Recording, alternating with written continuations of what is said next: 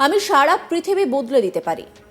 তুমি যদি বলো এই শহরটাকে নতুন করে বানিয়ে দাও, সেই মুহূর্তের মধ্যে এই শহরটাকে তোমার জন্য বানিয়ে দেবে। আমার সঙ্গে দৈত্যের কি সম্পর্ক? সম্পর্কটা হলো তোমাদের কাছে সেই চিরাগ আছে, শুধু সেটা স্পর্শ করা। আর স্পর্শ করলেই সেই দৈত্য বেরিয়ে আসবে। তুমি তাকে কি হুকুম দেবে সেটা শুধু বলতে হবে। তোমাদের কাছে গোটা শহর গড়ে দেওয়ার হুকুমের সুযোগ আছে। কি বলছেন মোহাম্মদ ইউনুস? কি বলছেন?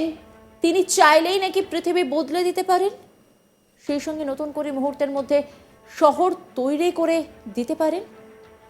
বাংলাদেশে ভারত বিদ্বেষ থামার নাম নেই।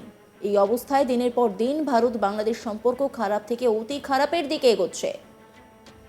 এই অবস্থায় বাংলাদেশে অন্তর্বর্তীকালীন সরকারের প্রধান মোহাম্মদ ইউনুসের এক বক্তব্য সামনে এসেছে। তিনি বলছেন, আলাদিনের চিরাগের কথা সবাই শুনেছ, ছুঁয়ে দিলেই একটা দৈত্য বেরিয়ে আসে। দৈত্য এসে বলে, হুকুম করুন, কি করতে হবে বলুন। তুমি যদি বলো এই শহরটাকে নতুন করে বানিয়ে দাও, সেই মুহূর্তের মধ্যে এই শহরটাকে তোমার জন্য বানিয়ে দেবে। আমার সঙ্গে দৈত্যের কি সম্পর্ক? সম্পর্কটা হলো তোমাদের কাছে সেই চিরাগ আছে। কি বলছেন তিনি, শোনাবো আপনাদের। আমি এভাবে বলি, তোমরা আলাদিনের চেরাগের কথা তো নিশ্চয় শুনেছো, যে আলাদিনের চেরাগ, হাত তোলো তো যারা যারা আলাদিনের, সবাই জানে আলাদিনের চেরাগ। এরকম একটা চেরাগ এখানে থাকে, এরকম থাকে। কি হয়, তারে ছুঁয়ে দিলে কি আসে? দৈত্য আসে, আলাদিনের দৈত্য বেরিয়ে আসে। দৈত্য এসে কি বলে?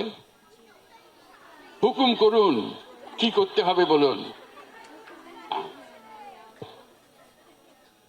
এবং তুমি যদি বলো যে ও এই আমাকে এই পুরা শহর নতুন করে বানিয়ে দাও, সে মুহূর্তের মধ্যে নতুন এক শহর তোমার জন্য বানিয়ে, হুকুম করেছো, সে বানিয়ে দিয়েছে। তো বলবো যে আমার সঙ্গে তার দৈত্যের কি সম্পর্ক, চেরাগের কি সম্পর্ক? সম্পর্কটা হলো এই, তোমাদের কাছে সে চেরাগ আছে, শুধু সেটা স্পর্শ করা। স্পর্শ করলেই সেই দৈত্য বেরিয়ে আসবে, এবং তোমাকে শুধু বলতে হবে কি, তাকে কি হুকুম দিবে সেটা বলতে হবে। এখন ধরো তুই বললাম যে না আমার খিদে লাগছে, আমার কিছু খাবার দাও, যে খাবার দিল। সে তৈরি ছিল যে তোমাকে নতুন সব বানিয়ে দেবে, একটা বিশাল শহর বানিয়ে দেবে। তুমি চাইলা কি, আমার খিদে লাগছে, আমার বাদ দাও। এই ভুল যেন আমাদের না হয়। আমাদের শক্তি এত বড়, এটা ছোট্ট একটা জিনিস যেন সন্তুষ্ট হয়ে না যায়। আমি যে দৈত্যের কথা বললাম, আমি অন্যভাবে বলি, আসলে তুমি হলে সেই মায়াবী দৈত্য, দেবী, যাই বলো। তোমার ইচ্ছা, তোমার সে শক্তি, তোমার সে শক্তি আছে, তুমি যা ইচ্ছা করো সেটা তুমি পূরণ করতে পারো। ইচ্ছা না থাকলে এটা হবে না। ওই যে বললাম, আমি সারা পৃথিবী বলতে দিতে পারি, কিন্তু আমি চাইলাম কি আমার খিদে লাগছে, আমার বাধ্য। হ্যাঁ, মাথা কাজ করবে, ক্ষুধা লাগলে ওকে বলবো যে সারা দুনিয়ার যত খাবার সব সবাইকেও খাওয়া, আমাকেও খাওয়াও, হয়ে গেল। কাজে এটা বলতে জানার, সে তো তৈরি তোমাকে দেওয়ার জন্য। আমি কি চাইবো তার কাছে? এই চাওয়াটা হলো তোমার ইচ্ছা, কল্পনা শক্তি। তুমি কি কল্পনা করো, বাংলাদেশ নিয়ে তুমি কি কল্পনা করো, এই কল্পনাই তোমাকে সেখানে নিয়ে যাবে। যেহেতু আমার যদি কল্পনা না থাকে, যে উদাহরণ দিলাম, যে দৈত্যের উদাহরণ দিলাম, আমার যদি সে কাকে কি বলবো, আমি যদি সে দৈত্য হয়ে থাকি, আমি নিজেকে কি হুকুম দেব? আমি তো পারি সবকিছু। এই যে বললাম আমি পারি, এই কথাটা তোমাদের বিশ্বাস হয়? এই যে জোর আসছে না গলায়। দিন কয়েক আগে বাংলাদেশের অন্তর্বর্তীকালীন সরকারের প্রধান মোহাম্মদ ইউনুসকে প্রকাশ্যে হুমকি দিতে দেখা গিয়েছিল জামাতে ইসলামের এক নেতাকে। তিনি বলছেন, অন্তর্বর্তীকালীন সরকারকে অনুরোধ করি, উনি দায়িত্ব নেওয়ার পর থেকে দেখলাম রাজনৈতিক সংলাপে বৈষম্য। জামাতের কোনো প্রতিনিধিকে সংলাপে ডাকা হচ্ছে না। যদি এইভাবে চলতে থাকে তাহলে আপনার চেয়ারে ভূমিকম্প শুরু হবে। সুন্নি জামাতের বাঘের থাবা এখনো দেখেননি, সুন্নি জামাতে গর্জন এখনো কেউ দেখেননি। এই অন্তর্বর্তীকালীন সরকারকে বলবো, রাজনৈতিক বৈষম্য তৈরি করে আপনি যে কথা বলছেন সেটা আমরা মানি না। আমাদের একাধিক রাজনৈতিক প্ল্যাটফর্ম আছে, তাদের সঙ্গে কথা বলুন, তাদেরকে নিয়ে বসুন। যদি এখনো দেশে এই বৈষম্য থাকে তাদের বিরুদ্ধে আবার আন্দোলন হবে। ঠিক কি বলেছেন, শোনাব আপনাদের। অন্তর্বর্তীকালীন সরকারকে অনুরোধ করি, আমরা দেখতেছি 5ই আগস্টের পরে উনি দায়িত্ব নেওয়ার পর থেকে দেখলাম যে রাজনীতির সংলাপ যে হচ্ছে সেই সংলাপে বৈষম্য। আহলুস সুন্নাত ওয়াল জামাতের কোনো প্রতিনিধিদেরকে সংলাপে ডাকা হচ্ছে না। যদি এইভাবে দিন চলতে থাকে আপনার চেয়ারে কিন্তু ভূমিকম্প শুরু হবে।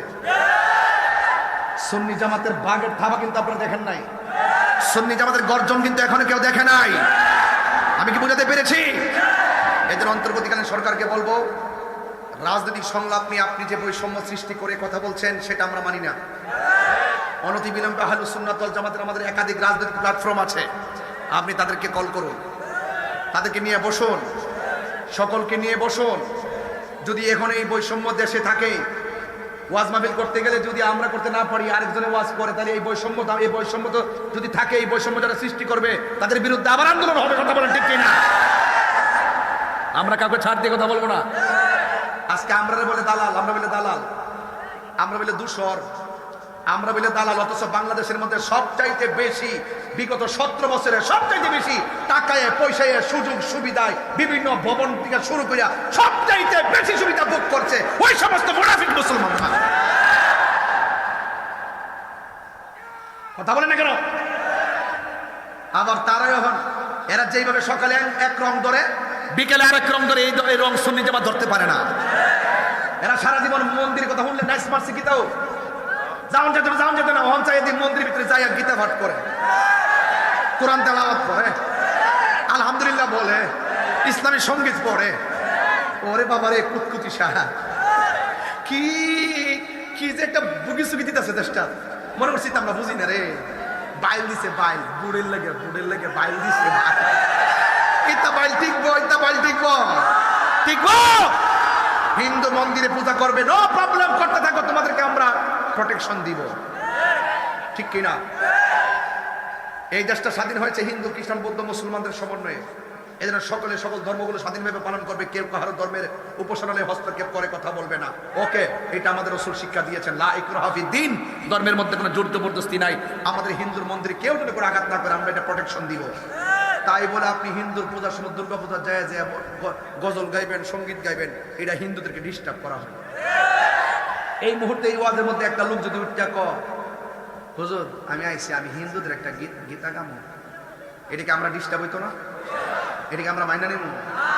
তো আপনারা তো যাই ওখানে ডিস্টার্ব করতেছেন।